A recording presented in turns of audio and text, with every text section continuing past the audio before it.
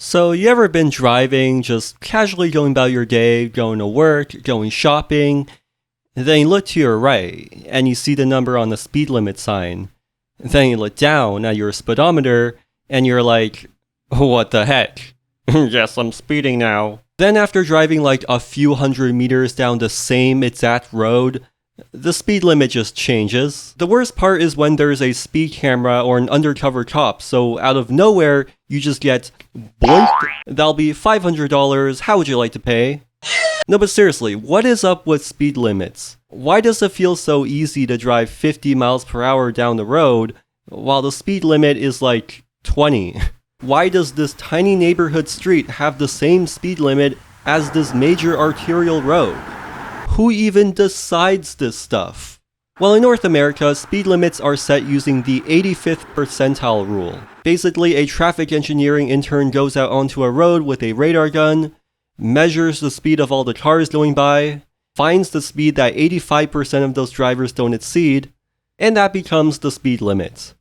This was based on a study called Accidents on Main Rural Highways, which was published in 1964. That's older than my mom. So not only is it over 60 years old, but the study was also conducted on rural highways, not city streets, not even urban highways, but rural highways. The logic here is that driving is mostly a subconscious activity. Most people don't have the attention span to watch a 10-second TikTok, let alone sit in a car for an hour and be constantly focused on driving.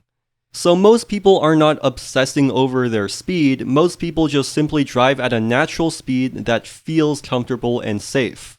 Roads are safest when every car is going around the same speed. If some cars are driving too slow or too fast compared to others, that speed difference makes crashes more likely. So using the 85th percentile ensures that most drivers are generally going around the same speed. This works well on a rural highway because there aren't really any intersections, traffic lights, crosswalks, or anything that would get in the way of the flow of vehicles. The problem is that this was also applied to city streets where there are intersections, traffic lights, and crosswalks.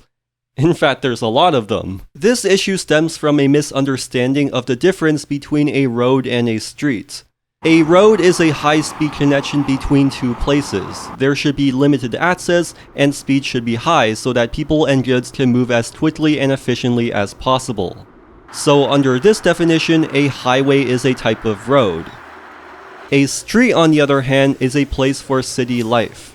The speed of cars should be low. In fact, the best streets don't have any cars at all because, unlike a road, this is a destination and not a thoroughfare. So roads and streets are both very important and serve very different purposes. But when you combine them together, you get a strode, a hybrid between a street and a road that tries to be both, but fails at being either one. Stroads are bad streets because no one wants to shop or hang out next to multiple lanes of high-speed traffic. But they're also bad roads because all the driveways, crosswalks, and traffic lights slow down traffic. So without understanding the difference between roads and streets, traffic engineers will often take design features meant for roads and then apply them onto streets.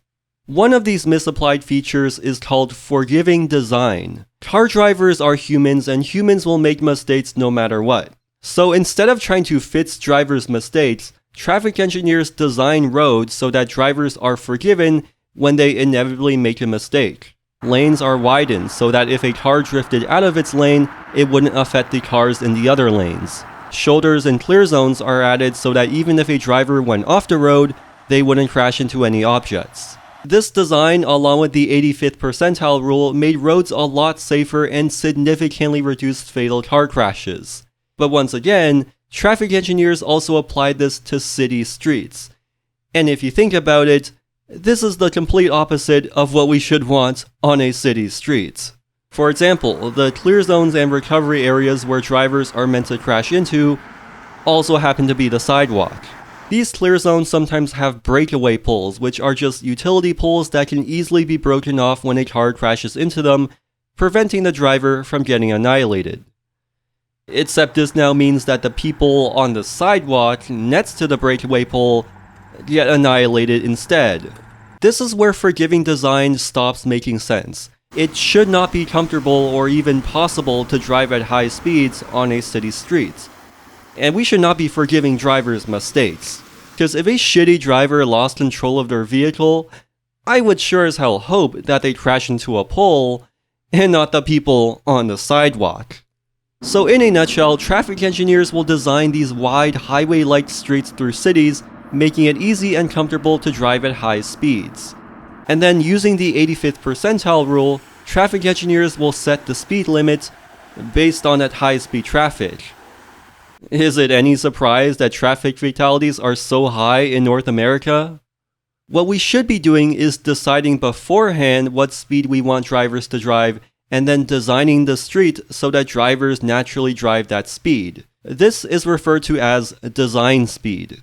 So then, what is the right speed limit for cities and how do we actually get drivers to follow it? Well, before I tell you, you first have to understand some math, and to understand some math, you have to check out today's sponsor, Brilliant. Hey, are you single? Do all your dates keep dumping you because you don't know how to graph a quadratic function in standard form? Well, that sucks for you, but don't worry because Brilliant is here to save the day. Brilliant is an app with thousands of fun interactive lessons on math, science, programming, data analysis, and AI. Each lesson is beginner-friendly and guides you step by step through each topic with fully interactive problem solving, which is proven to be way more effective than simply watching lecture videos. They only take a few minutes, and just doing at least one lesson per day on your phone can make learning a brand new habit. And before you know it, you'll be way smarter than you were before. Your next date will be very impressed. I personally find the data science course to be very helpful because it teaches me how to sort through and visualize large data sets so that they're easy to understand, which is something I have to do a lot of in my videos. The great thing is I can also learn about algebra, quantum computing, Python, and a bunch of other subjects that I paid no attention to in school, because thankfully Brilliant actually makes learning these things super fun. To get a free 30-day trial and 20% off an annual premium subscription, go to brilliant.org/flurfdesign. The link will be in the description, or you can scan the QR code on screen. Thank you to Brilliant for sponsoring today's video.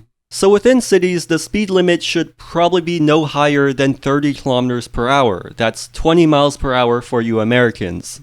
If you remember high school physics, kinetic energy is based on mass, or the vehicle's weight, multiplied by velocity, which is the vehicle's speed. You probably also remember that the velocity in this formula is squared, which means that as a vehicle travels faster, the chances of death and serious injury increase exponentially. And based on a few studies, 30 kilometers per hour is generally where that curve starts to go up.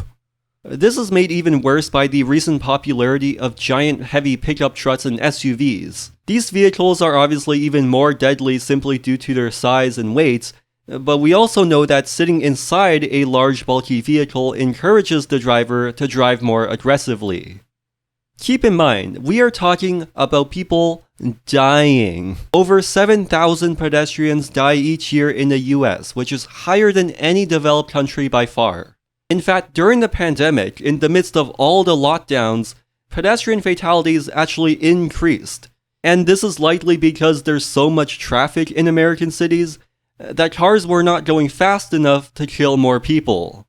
So safety alone should be enough to justify lowering all speed limits in a city to 30. But even if a person doesn't die, a crash can still seriously injure them and completely alter their entire lives. So the speed limit should probably be even lower than 30 on certain streets. Lower speed limits can also prevent crashes from happening in the first place. The faster you're driving, the longer it takes for you to stop, and this is referred to as your stopping distance. Our monkey brains have only evolved to process information at speeds we can run, so when you're sitting in a fast-moving vehicle, you're taking in more information than your brain can handle, meaning your field of vision decreases the faster you're driving. This means that at certain speeds, you might not even see the person crossing the street or the guy riding a bicycle in front of you. Even once you do see them, it still takes time for you to react. There are many different factors that determine your reaction time while driving, but generally it's around 1 to 2 seconds. That doesn't sound like a lot, but when you're driving at high speeds, every second could mean life or death. And that's before you even hit the brakes. Once you do finally hit your brakes, there's still the braking distance, which increases exponentially the faster you're driving. All this means that just going slightly above the posted speed limit can completely change the outcome of a crash. And yet in North America, it's completely normal to go 10 or 20 over the speed limit. Now, in case safety wasn't a good enough reason, which it clearly isn't, lower speeds also reduces noise pollution, which has tons of harmful effects on our health and the environment. Traffic noise comes from the propulsion noise of the engines, the rolling noise of the tires on the ground, and that one angry dude who thinks that honking will magically make all traffic go away. But as you go beyond 30 kilometers per hour, the rolling noise of the tires becomes a lot more noticeable and eventually becomes a lot louder than the engine. So no, electric cars are not gonna fix noise pollution unless we lower the speed limit, which is the whole point of this video. Then there's the common claim that lower speed limits will grind traffic to a halt, which, first of all, is probably the least important thing we should consider here. But second of all, that's not even true. Lower speed limits can actually improve traffic. When you're driving along a busy road with a high speed limit, you might be able to drive fast, but you're also spending a lot of time being stuck at red lights, going nowhere. Traffic lights are one of the least efficient things ever, and they're only necessary because of high vehicle speeds. At lower speeds of 30 kilometers per hour, traffic light timings can be a lot shorter, and in many cases, they're not even necessary at all. Instead, we can replace them with more efficient tools like roundabouts, which are not only better for traffic, but are way safer.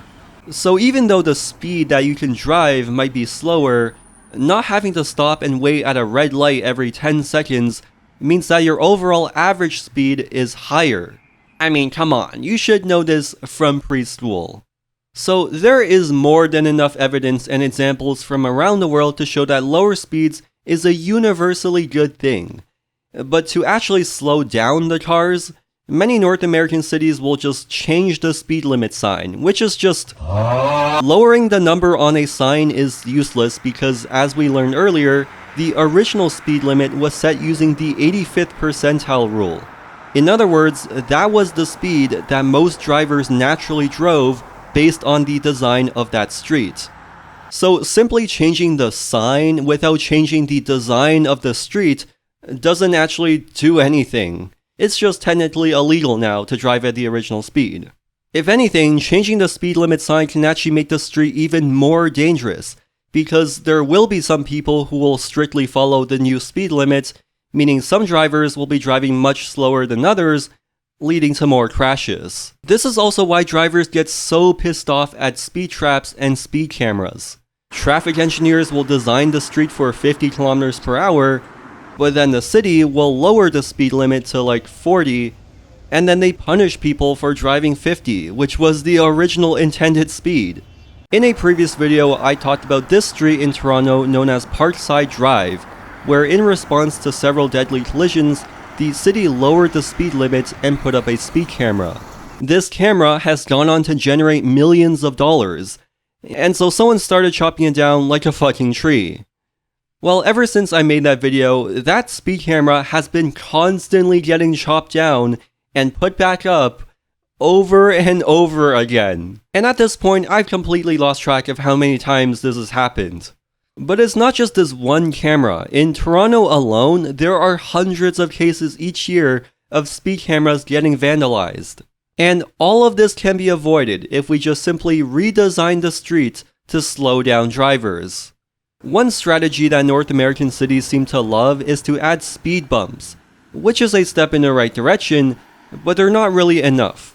Because yeah, sure, drivers might slow down to go over the speed bump, but what about the rest of the streets? Won't drivers just speed up in between the bumps?